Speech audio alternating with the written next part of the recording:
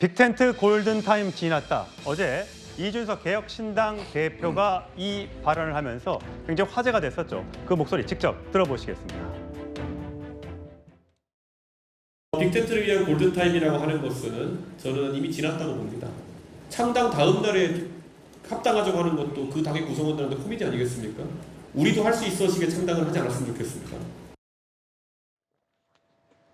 예, 골든타임이 지났다. 창당 다음 날 합당하자고 하는 건 코미디 아니겠나? 이렇게 얘기를 했어요. 자, 이종근 평론가 보시기에는 오늘 보니까 이낙연 전 대표는 어디 한 방송사에서 이번 주가 아마 분수령이 될 거다. 왜냐하면 2월까지는 뭔가 이루어져야지만 뭔가 나아갈 수 있다면서 이준석 전 대표는 조금 합당이나 이 빅텐트에서 조금 부정적인 뉘앙스인 반면에 굉장히 이낙연 전 대표 쪽은 굉장히 적극적인 그런 모습을 보이고 있는데 어떻게 이 빅텐트 과정이 진행될 걸로 보세요? 일단 서로 계산이 좀 틀려요.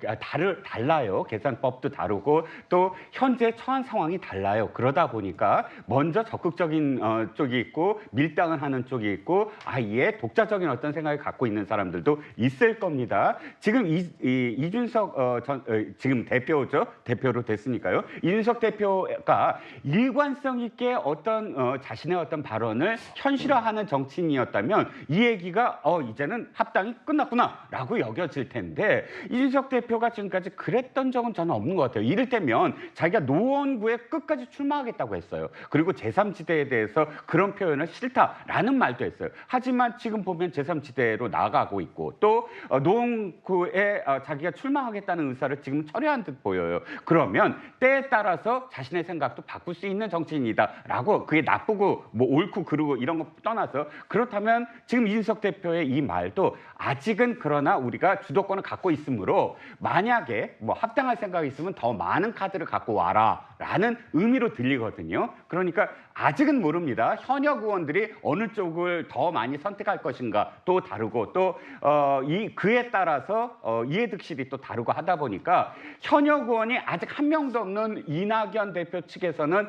좀 애가 다를 거예요. 그래서 세를 더 빨리 확장해야 되겠다. 그리고 이준석 대표와의 합당 가능성을 계속 이야기해야 뭐 호남이라든지 이런 쪽에서 훨씬 더 지지가 많겠다라는 계산일 테고 뭐 이준석 대표는 아직 여유 있게 지금 이 국민의힘에 지금 이탈하는 그런 현역 의원들을 좀 더 지켜보자라는 뭐 속내일 테고 하지만 제 결론은 이겁니다. 아직은 모른다. 아직은 네. 좀 더 지켜봐야 된다는 겁니다. 예, 미래대연합이죠. 거기 창당준비위원장을 맡고 계신 박원석 전 의원. 네. 자, 이준석 대표가 어떻게 그러면 총선을 치르겠느냐는 세 가지 안을 제시했습니다. 각 당이 지역구를 분배해서 후보를 내는 방안.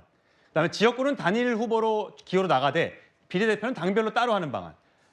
마지막은 완전한 합당. 이 세 가지 안을 있는데 어떤 게 가장 지금 3당 입장에서는 가장 바람직합니까? 아니 가장 바람직한 거는 완전한 3번입니까? 합당을 통해서 이제 이 3자 구도로 총선 구도를 재편하는 거겠죠. 그걸 위해서 이제 최선의 노력을 다 해야 되고 이준석 전 대표가 뭐 골든 타임이 지났다고 얘기하는 건 이제 본인 의견인 것 같고요. 근데 이 3지대에 뭔가 새로운 어떤 통합 신당을 만들고자 하는 노력을 하는 사람들의 시계가 하나는 아니잖아요. 이준석 전 대표의 시계만 있는 게 아니고 예. 다른 여러 가지 시계들이 있는데 그 시계와 시간표들을 보면서 결국엔 그걸 조정해 나가는 사람들끼리 할 수 있는 거라고 저는 생각을 합니다. 근데 앞서 말씀하셨듯이 속도의 차이가 있어요. 이준석 전 대표는 창당을 했고 창당을 하는 입장에서는 연대는 나중입니다. 일단 뭐 자기 세력화를 하고 자강하는 게 우선이기 때문에 저렇게 말씀하실 수 있다고 생각하고 이낙연 전 대표나 저희 이제 미래대연합 같은 경우에는 창당 과정에 있어요. 그렇기 때문에 창당을 하는 동시에 저희는 특히 이제 통합의 플랫폼을 선언을 했기 때문에 통합에 대해서 계속 이제 정치적인 어떤 견해를 표명을 하고 있는데 저는 뭐 이번 주부터 시작해서 본격적인 대화가 시작되지 않을까 싶고요. 예. 그 과정에서 아까 말했던 그 어느 수위에서 결합이 이루어질지 뭐 윤곽이 차츰 드러나지 않을까 싶습니다. 예. 여론조사 결과를 하나 소개를 해드릴까요? 제3지대 통합신당 간판 적합도 조사인데 자, 이준석 신당, 개혁신당이 20.9%로 가장 오차 범위 내네요. 자, 이낙연 16.4, 금태섭 3.8, 나머지 당들 이런 정도의 수준으로 지금 집계가 되고 있습니다. 아직까지는 어떻게 될지, 빅텐트가 쳐지게 될지 아니면 따로따로 갈지 아직까지 알 수는 없습니다만. 자, 이준석 대표 어제 이제 창당 선언을 하면서 기자회견에서 이런 발언을 했습니다. 한번 들어보시겠습니다.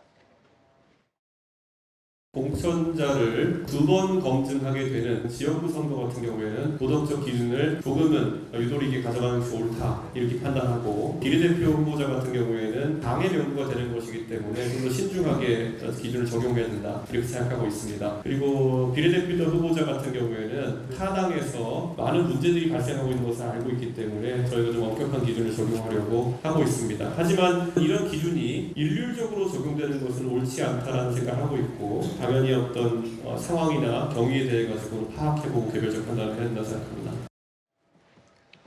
신당 입장에서 사실 뭐 그 도덕성이 결함이 있거나 음주운전 경력자는 당연히 공천 안 주겠다라는 발언이 나올 걸로 봤는데, 여러 가지 그 이유 같은 거를 좀 파악해볼 필요가 있다라고 얘기를 했어요. 어제 이준석 대표가 직접. 그랬더니 이제 전혁 전 의원이 얘기를 한 게, 허은하 지금 최고위원, 개혁신당의 최고위원이 음주운전 전력이 2번 있는데, 혹시 이 허은하 의원의 그 경력 때문에 저런 발언을 한 것 아니냐라는 의혹을 제기했습니다. 어떻게 보셨어요? 네, 맞습니다. 그 이준석 대표가 과거 전당대회에 있어서도 천하용인이라고 4명의 본인의 측근들을 그 당대표와 최고위원 후보로 내보내면서 이들이 개혁적인 모습을 가지고 있다라는 주장을 계속 폈는데, 그때도 허은하 의원의 그 음주운전 전과가 문제가 됐습니다. 음주운전이 과거에 한 번도 아니고 2번이 있었는데, 그리고 이분이 그동안에 어떠한 이미지 메이킹을 업으로 하면서 오셨던 분이고, 크게 사회에 얼만큼 공헌을 했었는지 좀 의문이다. 이게 이분이 어떠한 개혁적인 모습을 보였는가라는 이야기들이 있었는데, 아마 전혁 의원은 그때 있었던 이야기들에 대해서 이번에도 지금 이준석 대표가 마침 음주운전에 대해서 조금 더 구체적으로 봐야 될 것 같다. 뭐라고 얘기를 했냐면요. 비례대표 같은 경우에 좀 더 엄중한 룰을 적용을 해야 되고, 지역구는 상황을 좀 봐야 될 것 같다라는 이야기를 하고 있거든요. 근데 지금 이 당 이름 자체가 개혁신당이지 않습니까? 그 음주운전이라는 것은 정말로 잠재적인 살인 행위라고 우리는 다들 그렇게 생각을 하고 있는데요. 국민들의 눈높이에 있어서의 개혁과 개혁신당에서 생각하는 개혁이 약간의 온도차가 있는 것이 아닌가라는 생각을 합니다. 지금 이준석 대표의 개혁신당에 또 저는 문제가 어떤 거라고 생각을 하냐면요. 이야기하는 것도 국민의힘과 민주당 양당에 대해서 문제 제기를 하면서 서로 간에 악으로 몰아세우고 있고 개혁 경쟁은 뒤처지고 있다라는 이야기를 하는데, 지난 대선 과정에서 서로를 굉장히 극악으로 몰아세웠었죠. 그때 선봉장으로서 당대표로 있었던 것이 이준석 대표입니다. 이준석 대표가 그런 행동을 했으면서 지금 와서 이렇게 이야기하고 자기는 개혁을 할 거다라고 얘기하는 것, 그리고 음주운전의 잣대에 대해서도 조금 우리 국민의 눈높이와 다르게 이야기하는 것은 좀 문제가 있다는 생각입니다. 예, 통합을 추진 중인 이낙연 새로운 미래 인재영입위원장인데, 제가 가려는 길은 꽃길이 아니다. 막상 나와보니 무척 춥다. 그래도 누군가는 해야 할 일이고, 그 길을 외면하는 것은 또 다른 배신이다. 충정을 위해서 탈당을 했다고 얘기를 했습니다. 자, 이낙연 전 대표에 대해서 호남에 나가라 또는 개항을에 출마해라 등등의 여러 가지 얘기가 있는데, 오늘 이렇게 대답했습니다. 총선에 출마할 생각이 없다는 얘기를 꽤 오래전부터 해왔습니다. 주의 깊게 듣고 있다. 이 정도로 말씀을 드리겠습니다. 그렇지는 않고요. 여러분 아시는 것처럼 제가 대통령 후보 경선 과정에서 국회의원을 사퇴했습니다. 국민들께 약속해드렸던 임기를 마치고 사퇴했다는 것, 대단히 죄송한 일이지요. 그런 처지에 다시 출마한다는 것이 명분이 서질 않습니다. 대선은 3년이 남았고요. 대한민국은 하루가 급합니다. 하루하루가 급한 대한민국의 위기 상황을 놔두고 3년 남은 대선을 생각하는 건 오만입니다. 예, 서 변호사님. 네. 뭐 3년 후 대선을 노리는 것 아니냐, 이번에 불출마로 인해서 또 책임을 안 지려고 하는 것 아니냐라는 등등의 질문에 대해서 어쨌든 뭐 좀 열어두는 듯한 발언을 하면서도 어쨌든 주의 깊게 듣고 있다.